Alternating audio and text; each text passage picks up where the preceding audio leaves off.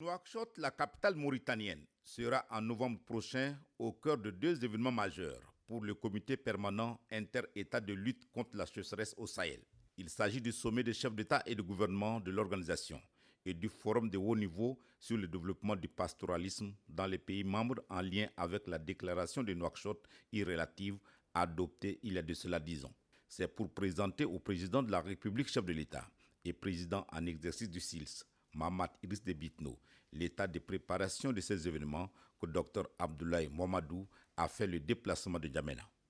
Le chef de l'État, qui s'est toujours préoccupé des défis climatiques et environnementaux auxquels s'ajoutent les crises sécuritaires dans le Sahel, n'a pas manqué de donner des orientations très précises pour que l'issue de ces rencontres donne du souffle nouveau à la région. Ce forum Nouakchott plus 10 sur l'élevage et le pastoralisme se tient 10 ans après la déclaration de Nouakchott, elle-même précédée de la déclaration de N'Djamena, qui était le segment technique de cette déclaration. Et cette déclaration avait permis de mobiliser les décideurs de la région et les partenaires techniques et financiers au profit de l'élevage et du pastoralisme. Et un certain nombre de projets ont été mis en œuvre au cours des 10 dernières années.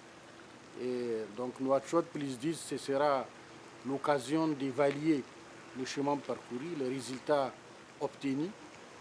sur l'ensemble des pays du Sahel dans le domaine de l'élevage et du pastoralisme, et également d'envisager l'avenir dans un contexte où on sait qu'il y a des crises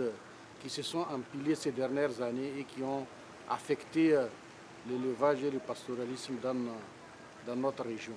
En plus de ces sujets, Dr Abdoulaye Mamadou a profité de l'audience pour faire au président en exercice le point sur l'état de fonctionnement de son organisation, les initiatives en cours ainsi que les différents projets et programmes portés ou appuyés par le SILS au Tchad.